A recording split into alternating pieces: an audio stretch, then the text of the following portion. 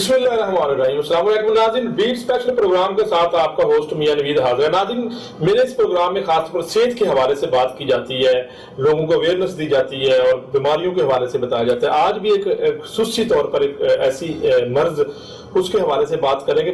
बच्चों में ये मर्ज पाया जाता है, खासतौर पर ऐसे बच्चे जो पैदाइशी तौर पर जो है वो पैदा होते हैं लेकिन उनके पाँव टेढ़े होते हैं या कोई हड्डी टेढ़ी होती है, तो उनका इलाज मुआवजा कैसे करना है और उनका इलाज मुआवजा कहाँ होता है और कितनी देर में किया जाता है। क्या इन बच्चों की सर्जरी मुमकिन है, क्या वो बड़े होकर सर्जरी करवाते हैं या छोटे बगैर सर्जरी के भी इनके जो पाँव सीधे किए जा सकते हैं। बहुत बड़ा अहम मौजू है, खासतौर पर उन बच्चों के लिए जो बेचारे पैदाइशी तौर पर टेढ़े पाँव के साथ पैदा होते हैं या कोई उनकी हड्डी टेढ़ी होती है। तो इस हवाले से आज बात करेंगे। खसूसी तौर पर आज मेरे जो मेहमान हैं associate professor doctor Mohammad Salim है, हेड ऑफ डिपार्टमेंट शाला हमारा अस्पताल ऑर्थोपेडिक सर्जन है। डॉक्टर साहब, welcome to the show. Beat special programme में आपको खुश आमदीद कहते हैं। डॉक्टर साहब, आज के इस प्रोग्राम में खासतौर पर उन बच्चों के लिए बात करेंगे। पहले सबसे पहले आपका तारुफ लेते हैं। डॉक्टर साहब, कहाँ से आपकी क्वालिफिकेशन है, आपने कहाँ से एमबीबीएस किया और किस तरह इस शोबे में आया? मैंने जी 86 में निश्तर मेडिकल कॉलेज से एमबीबीएस किया था। उसके बाद मैं इंग्लैंड चला गया हायर पोस्ट ग्रेजुएट ट्रेनिंग के लिए। वहाँ में लंदन के अंदर एक बहुत बड़ा सेंटर है स्टैनमोर, उसकी ट्रेनिंग प्रोग्राम जो है उसमें मैंने 7 इयर्स काम किया और वहाँ से फिर मैंने FRCS पहले जनरल सर्जरी में 93 में किया, उसके बाद inter college board FRCS orthopaedic exam किया 99 में।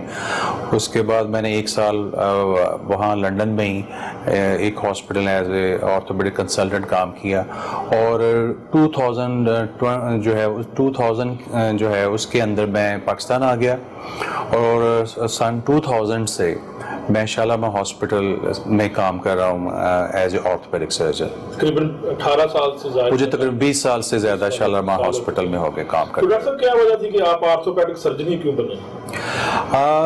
ऑर्थोपेडिक सर्जरी जो है एक ऐसी स्पेशलिटी है जो कि सर्जरी में सबसे बड़ी स्पेशलिटी कंसिडर होती है, क्योंकि पूरी बॉडी की बोन्स जो है वो फ्रैक्चर्स वगैरह भी हो सकती हैं, इनके अंदर डिजीज़ भी हो सकती है।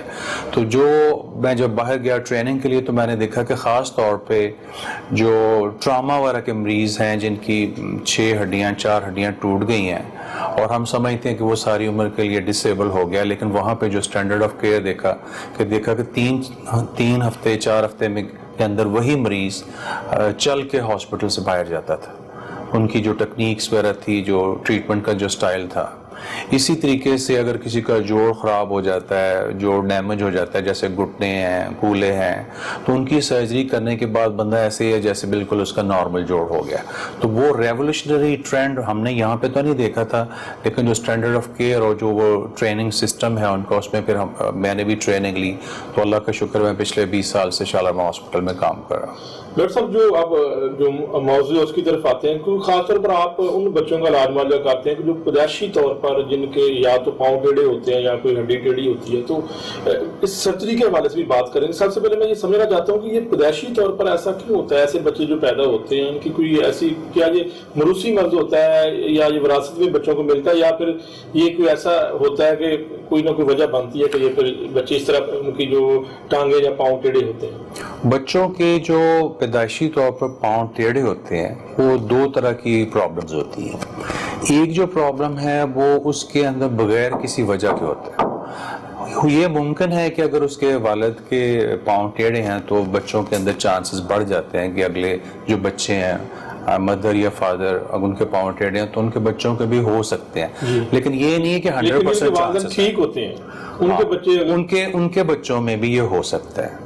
तो कहने का मतलब ये कि अगर बाप के या माँ के पाँव टेढ़े हैं तो बच्चों के अंदर चांसेस बढ़ सकते हैं, लेकिन ये मतलब नहीं कि 100% उनके टेढ़े होंगे, चांसेस ज्यादा होते हैं। ये वाले जो बच्चे हैं इनके जो पाँव हैं जो वो टेढ़े होते हैं उनमें भी 2-3 टाइप्स होती है। बाज का पाँव इस तरीके से टेढ़ा होता है कि माँ के पेट के अंदर, यूट्रस के अंदर जब प्रेशर अगर बहुत ज़्यादा हो तो दबाव की वजह से उसकी पोजीशन इस तरह की हो जाती है। लेकिन जब बेबी डिलीवर हो जाता है तो पैदा होने के बाद वो जब हम उनको देखते हैं कि ये उस वजह से है, प्रेशर की वजह से, तो वो पाँव खुद ब खुद 1 महीने 1.5 महीने के अंदर ठीक हो जाते हैं। ठीक है डॉक्टर साहब, अब हम आते हैं कि आप बगैर सर्जरी के अगर कोई بچہ جب پیدا ہوتا ہے، جب بچہ ٹیڑھے پاؤں کے ساتھ پیدا ہوتا ہے یا پھر اس کی جو گھٹنے ٹیڑھے ہوتے ہیں یا پاؤں ٹیڑھے ہوتے ہیں اور آپ بغیر سرجری کے ان کو ٹھیک کرتے ہیں؟ ہاں، تو وہ میں بتا رہا تھا کہ یہ جو دو طرح کے پاؤں ٹیڑھے ہوتے ہیں، ایک کسی بیماری کی وجہ سے بھی ہو سکتے ہیں، جیسے کسی کی کمر کا کوئی پرابلم ہے۔ ڈائگنوز ڈاکٹر صاحب کیسے ہوتا ہے، تشخیص کیسے کرتے ہیں کہ یہ بیماری کی وجہ سے یا پھر کوئی ماں کے پیٹ کے اندر پریشر کی وجہ سے؟ جب بچہ کلینک کے اندر آتا ہے تو اس کی پراپر ہم ہسٹری لیتے ہیں کہ برتھ کے دوران یا پریگننسی کے دوران مدر کو کوئی پرابلم تو نہیں ہوئی تھی۔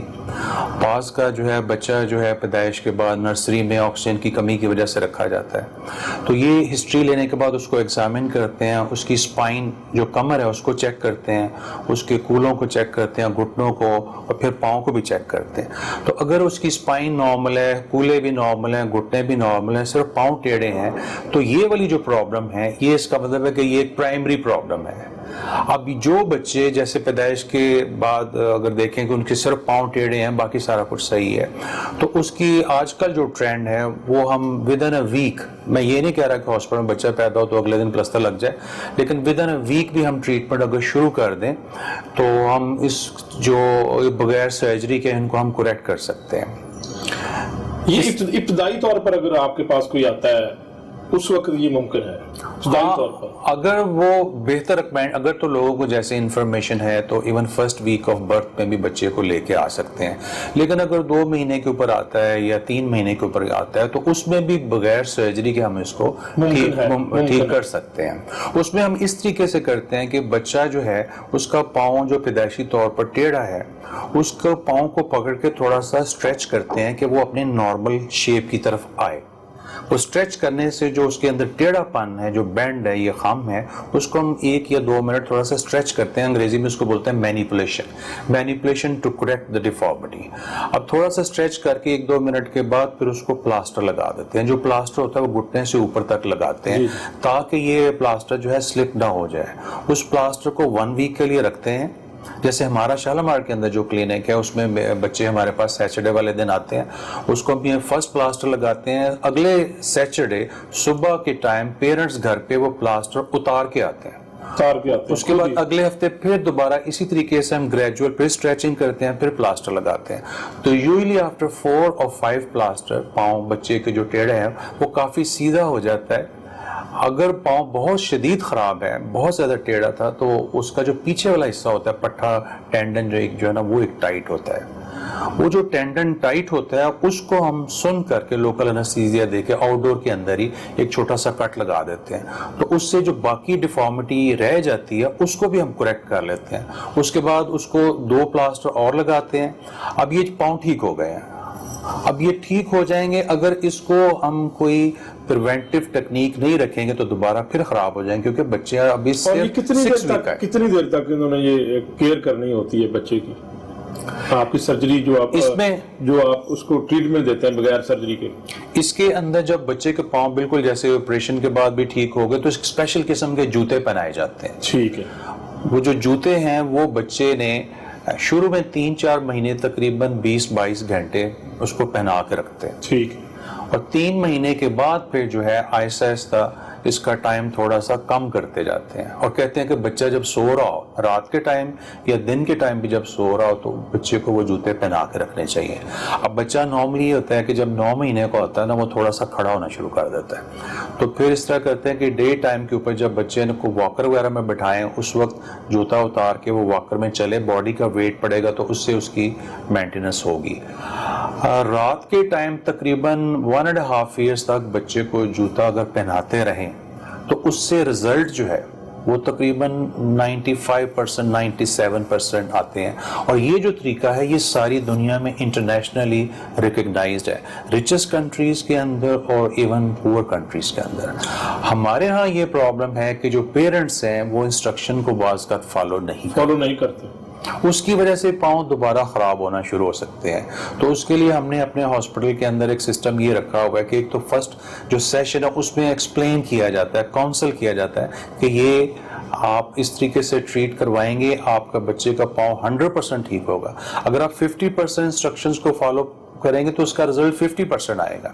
اب فرق کیا ہے, پہلے ہم بچوں کے والدین کے اوپر ڈیپینڈ کرتا ہے کہ وہ اس کا رزلٹ کتنے فیصد لینا چاہتے ہیں. بالکل فرق یہ ہے کہ اس سے پہلے جو اس ٹیکنیک کو جو ہم یہ یوز کر رہے ہیں اس کو بولتے ہیں پونسیٹی ٹیکنیک. اس سے پہلے بھی ہم بچوں کا علاج کرتے تھے لیکن اس کے اندر عام طور پر 3 months کے اوپر 3 to 6 months کی ایج کے اوپر سرجری کرتے تھے.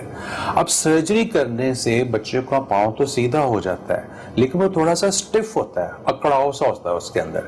لیکن اس ٹیکنیک کے ساتھ جو ہم پلاسٹر لگا کے بچوں کا پاؤں ٹھیک کرتے ہیں تو یہ ایسے ہی لگتا ہے جیسے اس کے پاؤں بچے کے بالکل نارمل, اور سرجری بھی نہیں ہوتی, اور سرجری بھی نہیں ہوتی بغیر سرجری کے. بالکل, اور بالکل نارمل پاؤں لگتے ہیں. بعض کا ہمیں بھی خود حیرانگی ہوتی ہے کہ اتنے, جب شروع میں آیا تھا بچہ تو اتنے پاؤں خراب تھے اور اب یہ بالکل ٹھیک ہو. ڈاکٹر یعنی وہ بچہ اپنی فیوچر کی زندگی بڑی نارمل لائف گزارتا ہے, عام انسان کی طرح جو صحت مند ہوتا ہے. بالکل, وہ بچے بھاگ سکتے ہیں, فٹ بال کھیل سکتے ہیں. ہاں بالکل, ان کا پاؤں کا فنکشن نیئرلی 100% نارمل ہوتا ہے. وہ سارا کچھ نارمل وہ کر سکتے ہیں, رننگ بھی, جاگنگ بھی, گیم وغیرہ بھی کھیل سکتے ہیں. تو ڈاکٹر صاحب یہ جو کتنا مہنگا علاج ہے, ایک ظاہر ہے ہمارے غربت ہے اور ہماری سوسائٹی میں, کیا لوگ افورڈ کر سکتے ہیں بغیر سرجری کے؟ یہ جو علاج ہے یہ جو چیپسٹ طریقہ ہے, کیونکہ سرجری جب کرتے ہیں تو آپ کو پتہ ہے سرجری کے چارجز زیادہ آتے ہیں. تو اس کے اندر جو ہے ٹریٹنگ ڈاکٹر اگر وہ پراپرلی ٹرینڈ ہے تو اس نے صرف اس کی مینیپولیشن کرنی ہے, پاؤں کو تھوڑا سا اسٹریچ کرنا ہے, لیکن وہ وہی ڈاکٹر کر سکتا ہے جس نے اس کی ٹریننگ لی ہے. اور ہمارا ایک سسٹم ہے جس میں ہم ڈاکٹرز کو ٹرین بھی کر رہے ہیں, اپنے سارے جونیئر ڈاکٹرز کو پیری فری میں بھی ٹرین کر رہے ہیں. تو اس کے اندر تو صرف کیونکہ اس کو 5 دفعہ یا 6 دفعہ پلاسٹر لگے گا, تو پلاسٹر جو ہے وہ اس کی جو کاسٹ ہے تقریباً 300-400 روپیہ ایک دفعہ کی آتی ہے. اور مختلف گورنمنٹ کے ہاسپٹل جو ہیں ان کے اندر موسٹلی آپ کو پتہ یہ فری کیا جاتا ہے.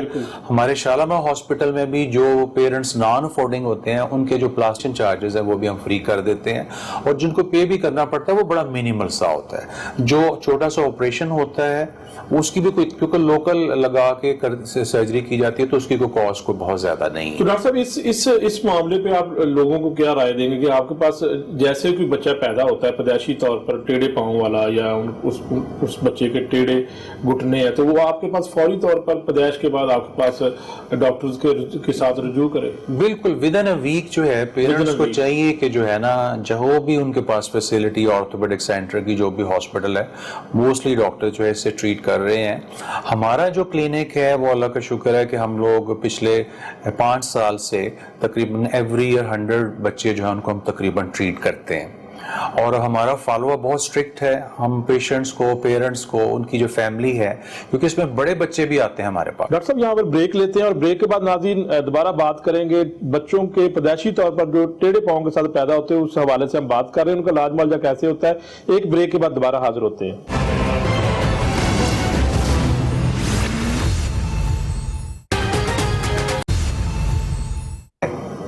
جب بچہ بھاگتا ہے دوڑتا ہے تو وہ اس کے اندر فلیکسیبلٹی ہوتی ہے, لیکن جب ہم سرجری کریں گے 12 یا 14 سال کے اندر اس کی ہڈیاں کاٹ کے سیٹ کریں گے, اس کی ٹانگوں کے مسل بھی کمزور ہو جاتے ہیں. تو وہ جو ہے وہ بھاگنا دوڑنا بھی اس کے لیے ایک تو شروع میں اب اس کو پرابلم ہو جائے گی, اس کی ٹانگیں تھوڑی سی سوکھی آپ کو لگیں گی جو لیٹ پریزنٹ کرے گا, اور پھر جو ہے پاؤں سیدھا تو ہو جائے گا لیکن وہ فنکشن نہیں ہوگا. لیکن کم از کم یہ ہے کہ اس کا چلنا پھرنا ایزی ہو جائے گا, وہ جوتا پہن سکے گا نارمل. کہنے کا مطلب یہ ہے کہ اگر آپ اویئرنیس جو آپ کے پروگرام کے تھرو جو میں میسج دینا چاہتا ہوں وہ یہ ہے کہ اگر کسی بچے کے پاؤں ٹیڑھے ہیں تو ایز ارلی ایز پاسبل فوری طور پر رابطہ کریں اور ڈاکٹر کی ڈاکٹر ہے بالکل جو اس طریقہ علاج کو جانتے ہیں اور جنہوں نے ٹریننگ کی ہے. بالکل بالکل. تو ڈاکٹر صاحب آپ یہاں پر اس طریقہ علاج کو اس اسپتال میں کروا رہے ہیں, تو ڈاکٹر جونیئر جو ڈاکٹرز ہیں ان کی ٹریننگ کا بندوبست بھی کیا ہوا ہے آپ نے؟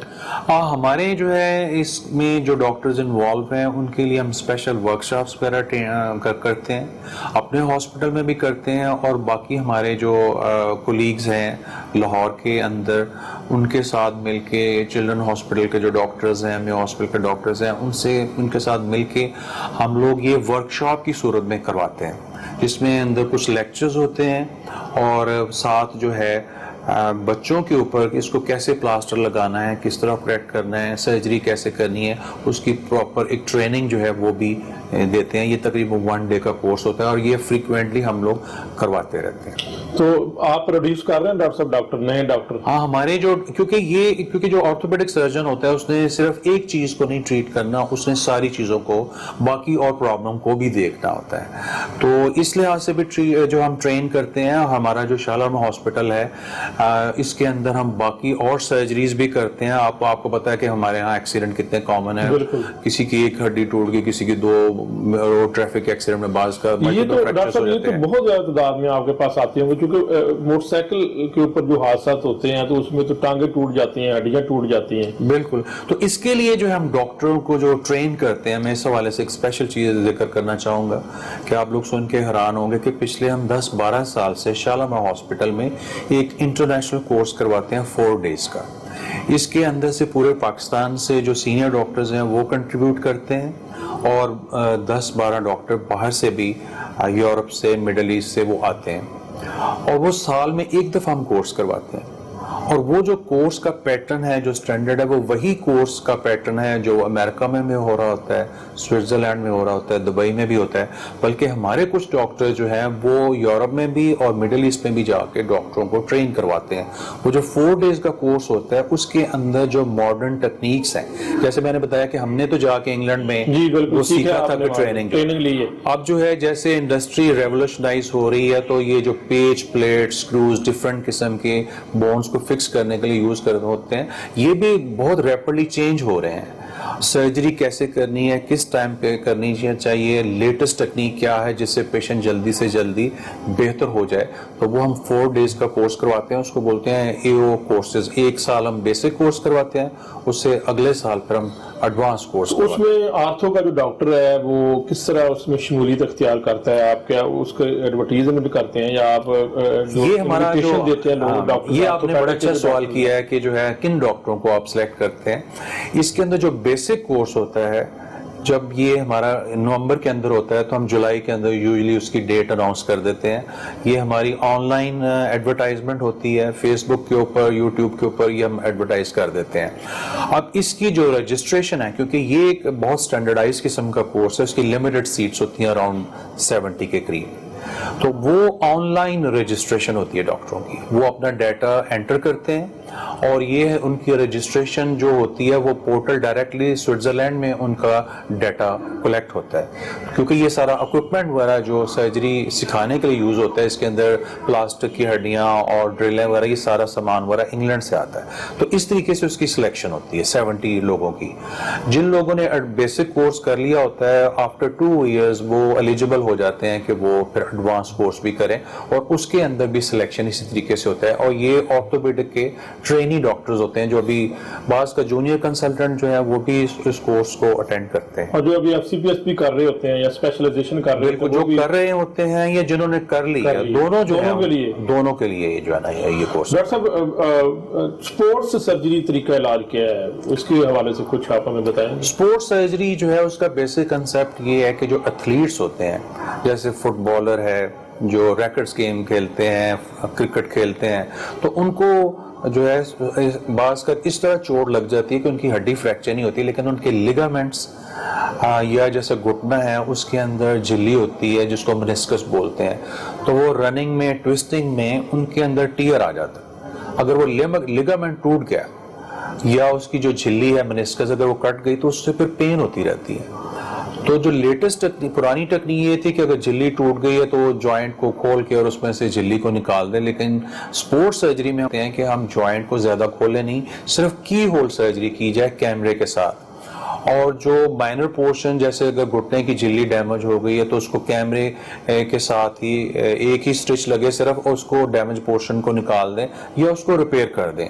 اسی طریقے سے اگر کسی ایتھلیٹ کا گھٹنے کا لیگامنٹ جو ہے وہ اگر انٹیریور کروشیٹ لیگامنٹ اس کو بولتے ہیں, تو اس کو کیمرے کے ساتھ ہی ادھر ہم اس کی ریکنسٹرکشن کر دیں. اس کو لیگامنٹ کو ہم سٹچ نہیں کر سکتے لیکن اس کی ریکنسٹرکشن کرتے ہیں, کسی اور جگہ سے پٹھا لے کے تو وہ لگا دیتے ہیں. اسی طرح جو شولڈر جوائنٹس ہے اس کے اندر اگر پرابلم ہو تو اس کو بھی کیمرے کے ساتھ ہم جو ہے اس کی ٹریٹمنٹ کر سکتے ہیں. تو سپورٹ سرجری کا مطلب یہ ہے کہ ایک تو شارٹ آپ ٹائم کے اندر مریض کو ٹھیک کر دیں, اس کے بعد اس کی پراپر ریہیبلیٹیشن بھی ہو, so that he can go back to normal sports again, دوبارہ سے وہ نئے سرے سے اسی طرح وہ کھیل سکتا ہے پلے. تو اس کے لیے ہم لوگ پچھلے 20-25 سال سے شالامار ہاسپٹل میں اس کو بولتے ہیں آرتھروسکوپک سرجری. تو نی آرتھروسکوپک سرجری تو ہم 20 سال سے کر رہے ہیں. اب ہم لوگ باقی جوائنٹ جو ہیں ان کی بھی آرتھروسکوپک سرجری کرتے ہیں شالامار ہاسپٹل میں, جیسے شولڈر کی سرجری وغیرہ جو وہ بھی کی جاتی ہے. ڈاکٹر صاحب, نی ریپلیسمنٹ طریقہ علاج یہ آج کل بڑا ایک لوگوں کو بیچارے جن کے گھٹنے جو ہیں وہ جو بزرگ لوگ ہوتے ہیں اور ایج زیادہ ہوتی ہے, تو وہ اکثر یہ فیملی میں ان کے ساتھ یہ مسئلہ ہے, وہ چل نہیں سکتے. تو نی ریپلیسمنٹ طریقہ علاج آپ کیا سمجھتے ہیں کہ یہ کامیاب طریقہ علاج اور آپ اس طریقہ علاج کو کرتے ہیں؟ جو ہمارے جوائنٹس ہیں, بڑے جوائنٹس جیسے گھٹنا ہے, کولا ہے, شولڈر جوائنٹس ہیں, یہ یا تو چوٹ وغیرہ لگنے کی وجہ سے ڈیمیج ہو سکتے ہیں, کسی کو پہلے فریکچر ہوا اور اس کی شیپ خراب ہو گئی, یا ایج کے ساتھ بھی بعض کا جو ہے گھٹنے گھسنا شروع ہو جاتے ہیں, اس کے اوپر سے کارٹلیج اترتی جاتی ہے اور وہ جو ہے جوائنٹ ٹیڑھے ہونا شروع ہو جاتے ہیں. ہمارے ہاں جو ہے نی کا آرتھرائٹس زیادہ ہے, پولے جو ہیں ہپ جوائنٹس ہیں ان کا آرتھرائٹس کم ہے. تو جب آرتھرائٹس ہو جاتا ہے تو اس کے اندر جو ہے جو جوائنٹ ہے اس کی جو سرفیس ہے اس کو ہم کٹ کرتے ہیں ڈفرنٹ اینگلز کے اوپر, اس کے لیے اسپیشل جگز ہوتی ہیں. جیسے اگر گھٹنا ہے تو اس کی جو تھائی کی بون ہے اس کو ڈفرنٹ کٹس کی شکل میں اس کے جو اینڈز ہیں کاٹ کے اس کے اوپر سٹیل کی کیپ چڑھا دیتے ہیں, اور جو گھٹنے سے نیچے والی ہڈی ہے جو ٹبیا جس کو بولتے ہیں اس کی اپر سرفیس جو ہے اس کو کاٹ کے اس کے اندر بھی سٹیل کی ٹرے اور اس کے اوپر ایک پلاسٹک فکس کر دیتے ہیں. تو گھٹنا ریپلیس ایک قسم کا ہو گیا, یعنی کہ اس کی جہاں پہ موومنٹ ہونی ہے اس کو ہم نے ریپلیس کر دیا. جو نی کیپ ہے اس کا بھی بعض کا پورشن جو ہے وہ ریپلیس کر دیتے ہیں, ہاف بعض کا نہیں کرتے پلاسٹک کے ساتھ. تو نی ریپلیسمنٹ اس جو ہے اس کو ٹوٹل نی ریپلیسمنٹ بولتے ہیں. ٹوٹل نی ریپلیسمنٹ جوائنٹ کا مطلب یہ نہیں کہ پورا کا پورا جوڑ ہی چینج ہو گیا, اس کی جو سرفیس ہوتی ہے. اب یہ جو امپلانٹ ہے یہ تقریباً 1 لاکھ سے لے کے 2.5 لاکھ تک اس کی پرائس جو ہے وہ ہوتی ہے. اور جس ہاسپٹل کے اندر یہ سرجری کی جائے, جس آپریشن تھیٹر کے اندر یہ سرجری کی جائے, وہ تھیٹر بہت نیٹ اینڈ کلین ہونا چاہیے. انفیکشن کے کتنے چانسز؟ وہی میں بتانا چاہ رہا ہوں, آپ نے بڑا اچھا سوال کیا کہ انفیکشن کے کتنے % چانسز ہیں. تو جس ہاسپٹل کے اندر سینٹرل سٹرلائزیشن سسٹم ہوگا, جو ہمارے شالامار ہاسپٹل میں فرام دا لاسٹ 15 ایئرس. یہاں پر ایک بریک لینی ہے, یہ بہت اہم آپ سے بات میں کرنا چاہتا ہوں, کیونکہ بزرگ یہ جب پروگرام دیکھیں گے تو وہ اس کے اوپر دیکھنا چاہتے ہیں کہ کتنا یہ کامیاب طریقہ علاج ہے, نی ریپلیسمنٹ کمپلیٹ جو کی جاتی ہے. ایک بریک لیتے ہیں ناظرین, بریک کے بعد دوبارہ ایسوسیٹ پروفیسر ڈاکٹر محمد سلیم سے بات کریں گے اور نی ریپلیسمنٹ کے حوالے سے بات کریں گے.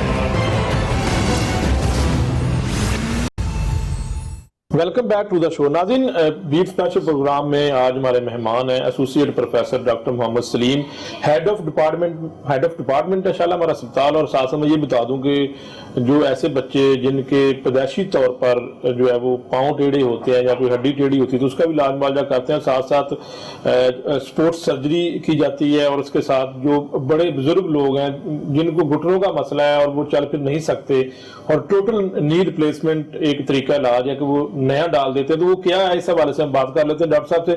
ڈاکٹر صاحب بتا رہے تھے انفیکشن کے اوپر کہ آپ نے سوال کیا تھا کہ اس میں انفیکشن کے کتنے % چانسز ہے.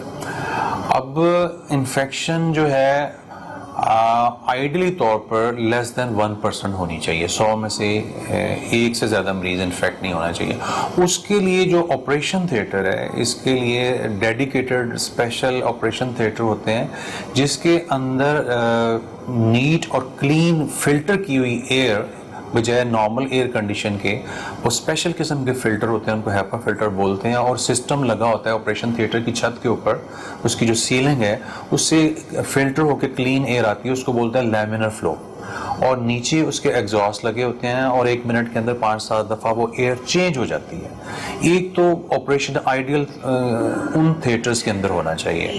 دوسرا جو انسٹرومنٹس ہوتے ہیں جو سرجری کے درمیان یوز ہو رہے ہوتے ہیں, وہ جو انسٹرومنٹس ہیں وہ اتنے اچھے طریقے سے اسٹرلائز ہونے چاہیے, اور ہاسپٹل کے اندر سینٹرل اسٹرلائزیشن سسٹم ہونا چاہیے.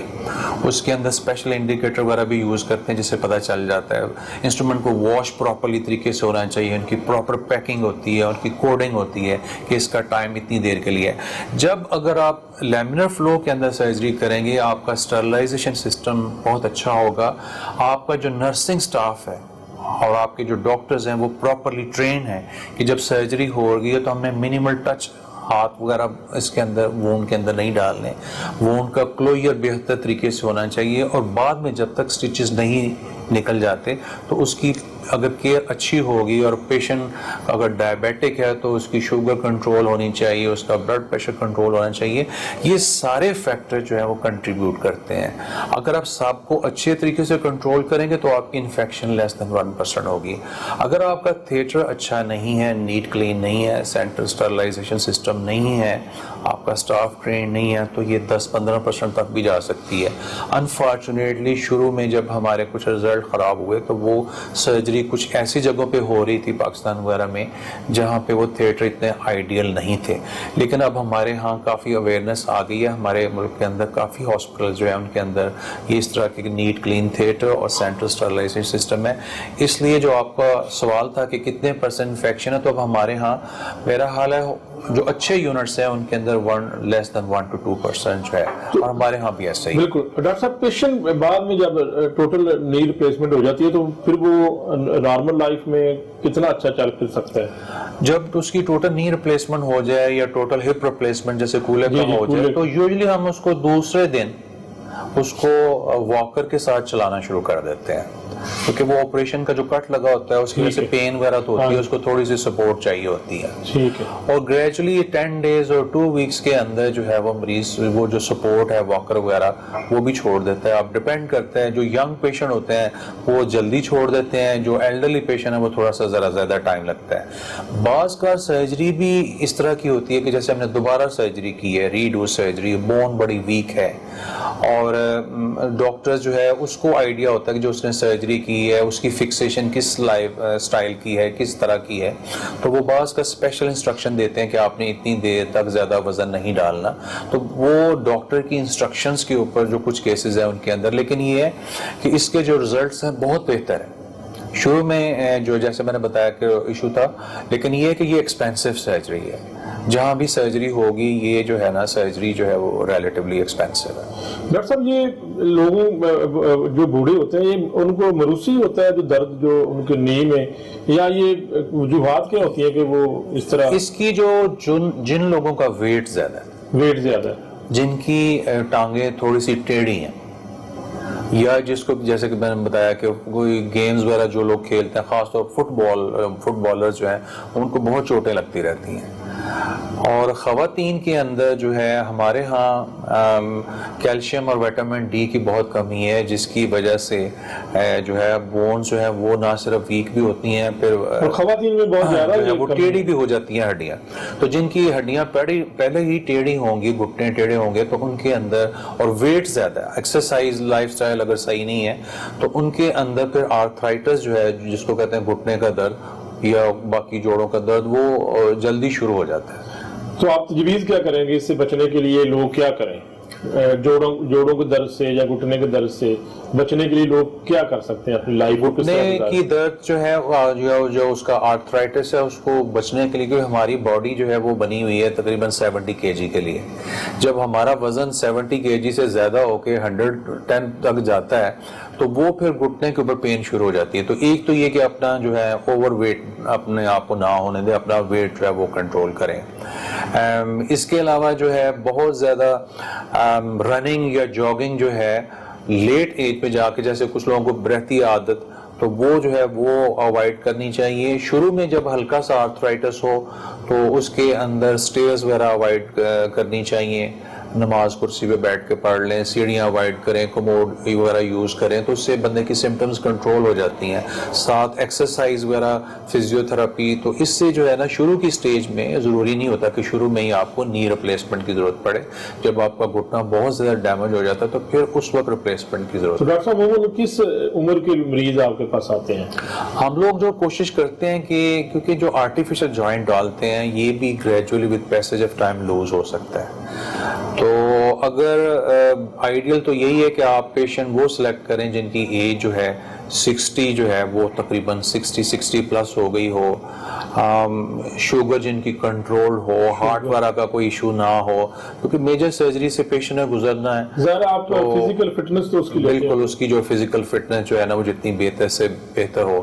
جو ینگر پیشنٹ ہوتے ہیں اگر ان کی گھٹنے جیسے ٹیڑھے ہیں تو اس کے لیے پھر ہڈی جو ہے اس کی آسٹیوٹمی کر کے الائنمنٹ وغیرہ کرنے سے بھی یہ اس کو پریونٹ کیا جاتا ہے کہ جی اس کا آرتھرائٹس نہ ہو. ایک پیشنٹ ڈاکٹر صاحب کتنی دیر نکال سکتا ہے اگر آپ نے اس کی نی ریپلیسمنٹ کر دی ہے تو آپ سمجھتے ہیں کہ وہ بالکل پرفیکٹ ہے, اس سے کسی قسم کا انفیکشن بھی نہیں ہوا اور وہ چلنا پھرنا شروع کر رہے تو اس کو دوبارہ بھی ضرورت پڑ سکتی ہے یا پھر وہ اب اپنی نارمل لائف؟ اگر سرجری بڑی اچھی ہوئی ہے, فکسیشن, بعض کا ہم ینگ پیشنٹ ہوتے ہیں اس کے اندر سیمنٹ نہیں یوز کرتے, پرٹیکولرلی جیسے ہپ جوائنٹ ہے, تو اگر ہم نے اس کے اندر بون سیمنٹ نہیں یوز کیا, بعض ڈیزیزز جیسے رومیٹائڈ آرتھرائٹس ہے, ایک بیماری ہوتی ہے اس کو بولتے ہیں اینکائلوزنگ اسپونڈلائٹس, اس میں بعض کا ینگ مریضوں کی بھی ہمیں سرجری کرنی پڑ جاتی ہے. تو ان کو جو ہم نے سرجری کی ہوئی ہے 25 سال 30 سال ہو گئے ہیں, پرابلم نہیں ہے. یہ جو ان سیمنٹڈ جس کے اندر سیمنٹ نہیں ہم یوز کرتے, جن کے اندر سیمنٹ یوز کرتے ہیں تو 20-25 سال کے بعد وہ اس کی جو سیمنٹ کی جو گرپ ہے بون کے ساتھ وہ کم ہونا شروع ہو جاتی ہے, وہ امپلانٹ لوز ہونا شروع ہو جاتا ہے, تو اس کو پھر ہم ریوائز کرتے ہیں, اس کو کہتے ہیں ریویژن سرجری جو ہے. تو اس کے اندر ڈپینڈنگ اپون اگر پیشنٹ سینسیبل ہے, فالو اپ کرتا رہتا ہے, تو اگر بہت زیادہ ڈیمیج نہیں ہوا, بون کا لاس نہیں ہوا, تو اس کے بعد پھر دوبارہ اس کو ریپلیس کر دیتے ہیں اور again it can work 15-20 years جو ہے. ڈاکٹر صاحب ایک سوال یہ پوچھنا چاہ رہا ہوں کہ مہروں کا جو درد ہے یہ بھی ایک کامن درد ہے اور ہر بندہ اس میں مبتلا ہوتا جا رہا ہے. اچھا, مزے کی بات یہ کہ یہ آپ نے بڑا اچھا سوال کیا کہ یہ جو ہے اتنی کامن پرابلم ہے, ہر بندے کے ذہن میں خوف آ جاتا ہے, کمر درد اور گردن کا درد. آپ سن کے حیران ہوں گے کہ تقریباً 96-97% لوگ جو ہیں جن کو کمر درد یا گردن کا درد ہوتا ہے اس کو سرجری کے بغیر ٹریٹ کیا جا سکتا ہے. اس کے اندر دوائیوں کے علاوہ احتیاط جو ہے نا وہ بہت ضروری ہے. وہ چیزیں جس کی وجہ سے کمر درد بڑھ سکتی ہے اگر ایک دفعہ ہو گئی ہے, جھکنا نہیں چاہیے, زیادہ 4-5 کلو سے زیادہ وزن نہیں اٹھانا چاہیے, اپنا پوسچر صحیح رکھیں, ٹیک لگا کے بیٹھیں, اور جو ینگ پیشنٹ جو ہے خاص طور پر ان کو جو ہے چاہیے کہ ڈاکٹر سے جو کمر کے جو مسلز ہیں ان کو اسٹرانگ کرنے کے لیے ایکسرسائزیں سیکھیں, یا آئیڈیل یہ ہے کہ فزیو تھراپی کروائیں اور فزیو تھراپسٹ سے اسپائن کے جو مسلز ہیں ان کو کس طریقے سے اسٹرانگ کرتے ہیں وہ فزیو تھراپسٹ سے وہ ایکسرسائزز لرن کر لیں, اور ایکسرسائز اگر کرتے رہیں تو وہ اپنی نارمل لائف میں جا سکتے ہیں 100% لائک نارمل, اور کسی قسم کی کوئی سرجری کی ضرورت نہیں ہے. پھر سرجری کی ضرورت نہیں. اگر کسی مریض کو کمر درد ہوا ہے اور اس کے ساتھ ٹانگ میں شدید درد ہونا شروع ہو گئی ہے اور ٹانگ سن ہو رہی ہے اور پاؤں کے مسل کمزور ہونا شروع ہو گئے, یہ وہ پیشنٹ ہیں جن کو سرجری کی ضرورت ہوتی ہے. اور میں یہ ریکمینڈ کروں گا اگر کسی کو شدید کمر میں درد ہے اور ساتھ پاؤں کے مسل کمزور ہو گئے ہیں یا بعض کا تو اس کو یورین آنا بند ہو جاتا ہے, جو ڈسک ڈیمیج کہتے ہیں ہو گئی اس کی وجہ سے, تو یہ وہ پیشنٹ ہے جن کو ڈیلے نہیں کرنا چاہیے. جتنی جلدی سرجری ہوگی اتنا رزلٹ اس کا بہتر ہوگا, کیونکہ وہ جو ڈیمیج ہوا ہے وہ ریورس ہو سکتا ہے. ڈاکٹر صاحب ایک سوال جو آخری سوال ہے, بہت سارے لوگ ہڈی جوڑ تائیوں کے پاس چلے جاتے ہیں اور مہروں کے علاج کے لیے تائی ڈاکٹر تو میں نہیں کہوں گا لفظ تائی استعمال کرنا چاہیے, ان کے پاس چلے جاتے ہیں, ان کو کیا میسج دیں گے آپ؟ میرا یہ پیغام ہے کہ لوگوں کو, ہمارے عام جو پبلک ہے, کہ جب ہماری گاڑی خراب ہو جاتی ہے, ہماری گھر کی کوئی الیکٹرانکس خراب ہو جاتی ہے, ہم پوچھتے ہیں کہ یار کوئی اچھا مکینک ادھر ہے. تو اللہ تعالیٰ نے اتنی خوبصورت اور اتنی کمپلیکس باڈی بنائی ہوئی ہے, ہم جو سارا عمر اپنی پڑھ کے جو ہے نا, ڈاکٹر کہتے ہیں کہ ساری عمر پڑھائی کرتے رہتے ہیں, تو ہمیں بھی بعض کا کچھ چیزیں جو ہے نا ہم سوچ رہے ہوتے ہیں کہ اس کا بہتر علاج کیا ہے. تو آپ سے یہی ریکویسٹ ہے کہ اگر آپ کی باڈی کو کوئی ڈیمیج ہوتا ہے, کوئی چوٹ لگتی ہے, تو آپ کسی اچھے ڈاکٹر کو چیک کروائیں تاکہ وہ جو پرابلم ہے, جو ڈیزیز ہے, اس کو شروع میں ہی پکڑ لیا جائے. اگر آپ شروع سے علاج کروائیں گے تو وہ کمپلیکیشنز کم ہوں گی اور رزلٹ بھی اچھا آئے گا.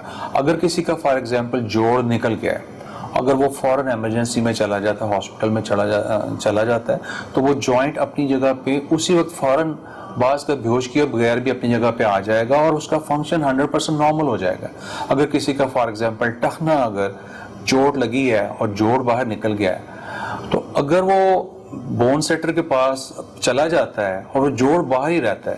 اسی طرح اگر کولے کا جوڑ باہر ہی نکل گیا تو وہ جوڑ ہمیشہ کے لیے ناکارہ ہو جائے گا, کیونکہ اس کے اندر اس کی جو بلڈ سپلائی وغیرہ وہ ڈیمیج ہو جائے گی, اس کے اوپر موومنٹ ختم ہو جائے گی اور پھر بندہ ساری عمر لنگڑا کے چلے گا. ہاں یہ ہے کہ بعض کا جو ہمیں مائنر تھوڑی بہت جو موچ آ جاتی ہے مسل کے اندر, تھوڑی سی بلیڈنگ ہو گئی, اس طرح کے پیشنٹ جب جاتے ہیں بون سیٹر کے پاس, وہ کہتے ہیں اس نے 4 پٹیاں کی میں ٹھیک ہو گیا. وہ اس کی چوٹ کے اوپر ڈیپینڈ کرتا ہے. اسی طرح جو بچے ہیں وہ گرتے ہیں تو ان کے مائنر فریکچر ہوتا ہے جس کو بولتے ہیں گرین سٹک فریکچر, کہ ہڈی کے اندر ہیئر لائن کریک آیا اور جو ہے وہ اس نے خود ہی ٹھیک ہو جانا ہے. اس کو ہم بھی ڈاکٹر بھی آپریشن نہیں کرتے. یہ جو پہلوانوں کے پاس لوگ جاتے ہیں اور وہ کہتے ہیں جی ہمارا آپریشن, وہ ان کا ڈاکٹر بھی آپریشن نہیں کرتے, چاہے وہ کمر درد ہو, گھٹنے کا درد ہو, اور جو موچ وغیرہ ہوتی ہے اس کو بغیر سرجری ہی ٹھیک ہو جاتی ہے, اور جو مائنر فریکچر ہوتے ہیں وہ پلاسٹر سے ہم ٹریٹ کرتے ہیں. ڈاکٹر صاحب بہت شکریہ, آپ نے بڑی مفید باتیں کی ناظرین کے لیے, اور آپ نے مختلف طریقہ علاج آرتھوپیڈک کے حوالے سے آپ نے بتایا, خاص طور پر جو ایسے بچے جو پیدائشی طور پر جن کے پاؤں ٹیڑھے ہوتے ہیں جو آپ علاج معالجہ کر رہے ہیں, اس حوالے سے بڑی مفید باتیں ہوئی. آپ سے بہت شکریہ. ناظرین آج کے اس پروگرام میں ہم نے خصوصی طور پر ایسوسیٹ پروفیسر ڈاکٹر محمد سلیم جو آرتھوپیڈک سرجن ہیں, انہوں نے ہمیں بتایا کہ کس طرح آپ نے ابتدائی طور پر اگر کوئی ایسا بچہ پیدا ہوتا ہے کہ جس کے پاؤں ٹیڑھے ہیں یا کوئی ہڈی ٹیڑھی ہے تو فوری طور پر آپ نے پہلے ہفتے میں ہی جو ہے وہ معالج کے پاس جانا ہے اور اپنا علاج معالجہ کروانا ہے. خدا نخواستہ اگر آپ نے ڈیلے کر دیا اور بہت زیادہ ڈیلے کر دیا تو پھر ایک مائنر سرجری پھر میجر سرجری بھی کرنی پڑتی ہے. تو اس سے بچنے کے لیے اگر آپ ابتدائی طور پر معالج کے پاس آتے ہیں تو وہ بچہ بالکل تندرست ٹھیک ہو سکتا ہے اور نارمل لائف گزار سکتا ہے. اس کے علاوہ بے شمار مفید باتیں آپ نے سنی. ناظرین آج کے اس پروگرام میں مجھے اجازت دیجیے گا, اگلے پروگرام میں نئے موضوع کے ساتھ میں حاضر ہوں گا. تب تک کے لیے اللہ حافظ.